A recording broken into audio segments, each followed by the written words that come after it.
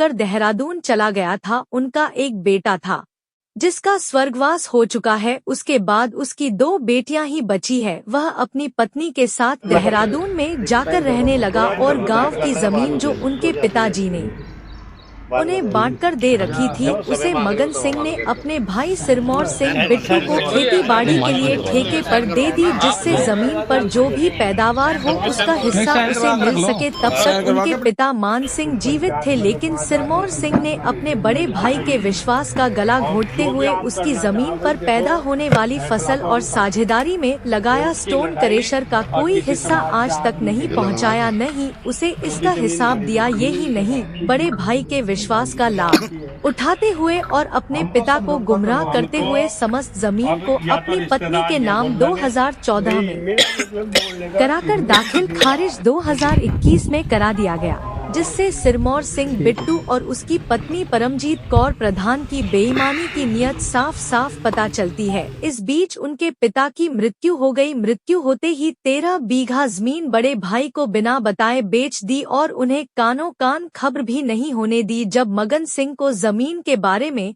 जानकारी मिली तो उसने अपने भाई सिरमौर सिंह बिट्टू से जमीन व उसमें हुई पैदावार आदि का हिसाब मांगा। तो उसने पहले देनदारी का हिसाब देने के लिए कुछ समय मांगा, लेकिन जब उसने दबाव बनाया तो उसके भाई ने कुछ भी देने से इनकार कर दिया। इस संबंध में मगन सिंह ने समाज के जिम्मेदार लोगों की एक पंचायत घर पर एक बैठक बुलाई, जिसमें उसने अपने भाई को बुलाया, लेकिन वह नहीं पहुंचा। जहां पंचायत के बीच तय हुआ कि मगन सिंह के विश्वास का गलत फायदा उठाकर सिरमौर सिंह बिट्टू और उनकी पत्नी परमजीत कौर ने अपने भाई के हिस्से की जमीन उनका खुद का बनाया हुआ घर और घेर पर अवैध रूप से कब्जा किया हुआ है और मगन सिंह को न्याय दिलाना जरूरी है। वहीं पंचायत के कुछ जिम्मेदार लोग सिरमौर सिंह बिट्टू के आवास पर पहुंचे, जिन्होंने पंचायत में आकर बताया कि सिरमौर सिंह ने अपने भाई के हिस्से की जमीन और पैसे देने से साफ इनकार कर दिया है। वहीं पंचायत के लोगों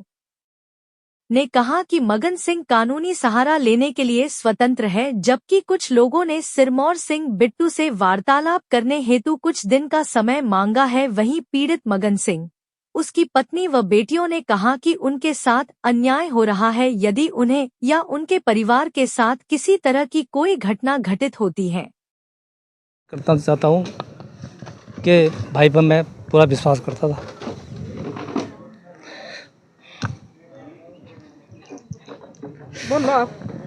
और इस विश्वास ने मुझे मार दिया। 10 साल पहले जमीन नाम कर ली उसने, पर मुझे बताया तक नहीं। मैं साथ साथ घूमता था उसकी, लेकिन नहीं तो आज तक बताया। तो जो भाई के रिश्ते का कत्ल, तो जो छोटे भाई ने जो भाई के रिश्ते का कत्ल किया है, क्या आप उसे सामाजिक तौर पे या ऐसे परिवार के तौर पे? मेरे से माफ़ नहीं होगा वो। अब मैं कोर्ट में लेकर जाऊंगा उसको, हर तरह से घसीटूंगा उसे मैं।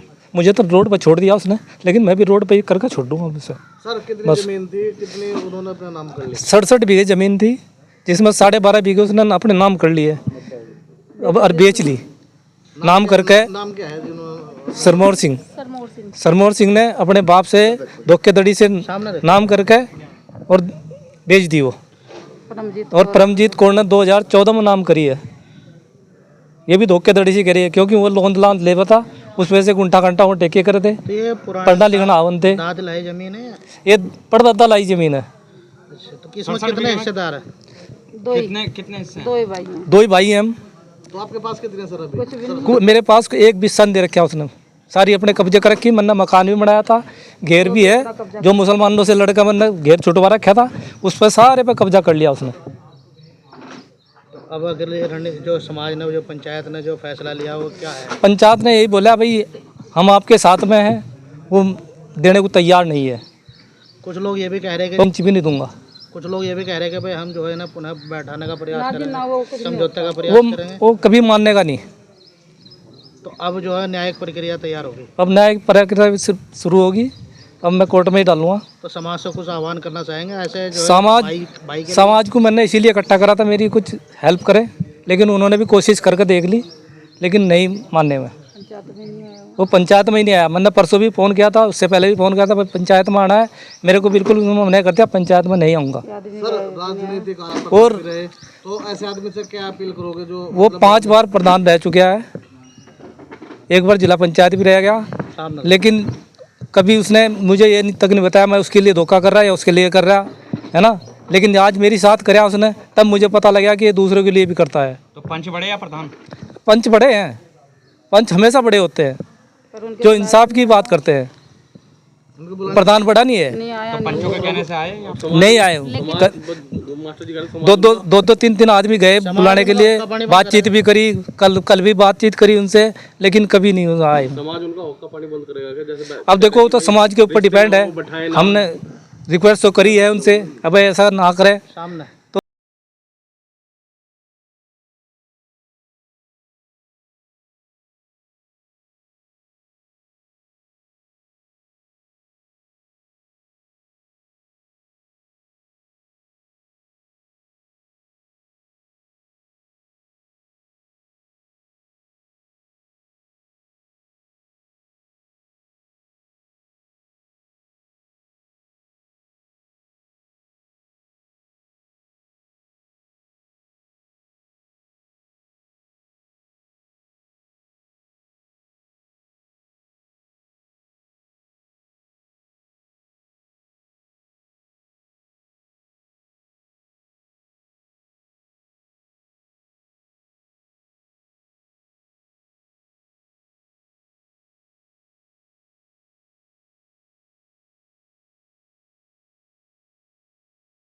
सबसे बड़ी जो मेरी बुआएं हैं वो हमारे लिए बिल्कुल शुरू से ही ऐसी रही हैं, और आज ये जो कुछ हो रहा है उनकी वजह से हो रहा है। मेरे बुआओं का ये रोल है कि उन्होंने ही नाम कराई है, उसमें गवाह में भी वही हैं। और मेरे चाचा कहते हैं कि तुमने बहनों को बताया इसलिए बहन हिस्सा मांग रही है, जबकि 10 साल हो गया। सबसे पहले गवाह मेरी बुआएं रह चुकी है उसमें, तो हमने कैसे बता दिया? मामला ये है, हम 3 भाई बहन हैं। मेरा भाई 23 साल का था, वो पूरा हो गया था।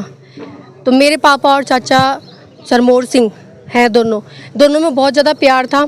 हम दोनों लड़कियों की शादी हो गई थी। जब मेरा भाई पूरा हुआ उसके बाद मेरे चाचा ने 2014 में अपनी ज़मीन सारी मेरे पापा से बिना पूछे अपने नाम करा दी। पापा को नहीं बताया, रात दिन पापा उनके साथ घूमते रहे, नहीं बताया। और फिर मेरे दादाजी की डेथ के बाद जब पापा ने उनसे पूछा तो तब उन्होंने बताया कि ये ज़मीन हमने 4 साल पहले अपने नाम करा ली थी। उसके बाद उसके बाद उन्होंने कहा कि हम यह आधी ज़मीन मेरे से गलती हो गई है, मैं नाम कर दूंगा। उसके बाद पापा उन्हें फ़ोन करते रहे 3-4 महीने तक, उन्होंने कोई रास्ता नहीं दिया। उसके बाद फिर उन्होंने बोला कि तुम ऐसे ही हमारे के साथ रह लो, 30 साल का एग्रीमेंट कर लो। उन्होंने धोखाधड़ी से नाम कराई है। जब हमने पेपर निकलवाए उसमें पता चला कि 2014 में उन्होंने नाम कराई है। इस बात को 10 साल हो गए हैं। वो कह रहे हैं दादाजी उनके नाम करा के गए थे। अगर दादाजी उनके नाम करा के, दादाजी 10 साल तक जिंदा थे, उन्होंने क्यों नहीं बताया? तो आज हमने 6 महीने तक ट्राई किया। चाचा जी को रात दिन फ़ोन किए, पापा ने फ़ोन किया कि बताएं, वो कुछ करें भाई, कोई बात नहीं, जो हो गया वो हो गया। पर उन्होंने रास्ता नहीं दिया। थक हार के हम लोगों ने 4 बंदे हमारी साइड से गए थे उनके पास। उन्होंने बोला 10 दिन का टाइम दो, मैं 10 दिन में कुछ ना कुछ हल निकाल लूँगा। लेकिन 10 दिन बाद भी उन्होंने फ़ोन उठाने बंद कर दिए। मेरे मासा जी हैं करण सिंह, उनके बिहाफ पे हमने उनसे बात की थी, उनके फ़ोन नहीं उठाए, उन्हें कोई जवाब नहीं दिया। लास्ट में उन्होंने ये बोला है कि मैं ये ज़मीन नहीं दे सकता, मैं नहीं दूंगा, ठीक है। और उसके बाद हमने ये पंचायत करी है। हमारे पंचायत करने का मुद्दा सिर्फ इतना था, हमें पता था वो देने के मूड में है ही नहीं। देने के मूड में होते तो वो देते, ठीक है। अब वो देने के मूड में नहीं है। उसके बाद हर उस इंसान से ये बात है जिसका लड़का पूरा हो जाता है या जिसकी लड़कियां होती हैं, क्या उनके साथ आने वाले समाज में यही होएगा कि जिसकी लड़की नहीं उसकी प्रॉपर्टी उसका भाई गड़ा पकड़ लेगा, चाहे वो बड़ा भाई है चाहे छोटा भाई है। मेरे बाप ने उनके लिए सब कुछ किया, ठीक है। मेरे पापा ने बोलने का मौका तक नहीं दिया। मेरे पापा ने कहा भाई का मामला है, हम निपटा लेंगे। उन्होंने इस चीज़ की भी शर्म नहीं की। आज पंचायत में ना आके उन्होंने पंचों का भी अपमान किया। पंच उनके घर गए, 2 बार गए, उन्होंने कोई रिस्पॉन्स नहीं किया। वो अपनी बात पे अड़े रहे। ये क्या होगा? ये हठधर्मी हुई है, ये दबंगगिरी है उनकी, जो वो नहीं आए हैं, ठीक है। तो ये आने वाले टाइम पे हर इंसान अपने भाई के साथ यही करेगा। तो मैं चाहती हूँ हमारे साथ न्याय हो। जो ये वीडियो देख रहा है, हर वो इंसान अलर्ट हो कि भाई पे विश्वास ना करे, इतना भी अंधा विश्वास ना करे। अब जो है पंचायत में निर्णय हुआ है कि हम मगन सिंह के मेरे पापा के साथ हैं। जो सरमोर सिंह ने किया है वो गलत किया है, सबकी नज़रों में वो गलत है। चाहे कोई सामने बोल रहा है, पीछे बोल रहा है, सब यही बात कर रहे हैं। तो मैं यही गुजारिश करती हूँ सबसे कि जो ये मेरी वीडियो देख रहा है, जो न्यूज़पेपर में न्यूज़ पढ़ेगा, वो उन्हें ये एहसास दिलाए कि तुमने जो किया है वो गलत किया है, अपनी गलती का पश्चाताप करो। मैं यही तो पूछना चाहती हूँ, जो वो तीन बार प्रधान रहे हैं, एक बार जिला पंचायत सदस्य रहे हैं, वो दूसरों का क्या न्याय करेंगे जो अपने घर में धोखाधड़ी करी है उन्होंने। तो उन्हें किसी भी पंचायत में किसी उसमें ना शामिल किया जाए। किस उससे शामिल होंगे वो, जब किसी के अपने भाई के साथ न्याय नहीं कर पाए वो। फाइनल डिसीजन है, मेरे पापा का हक नहीं दे सकते हैं। तो हमारे दरवाजे, मेरे पापा को कुछ हो, मेरी मम्मी को कुछ हो, हमें कुछ हो, ज़िंदगी में हमारे दरवाजे ना चढ़ जाएं, वरना उनके खिलाफ हम कार्रवाई करेंगे। हमारे घर ना चले जाएं बिल्कुल भी।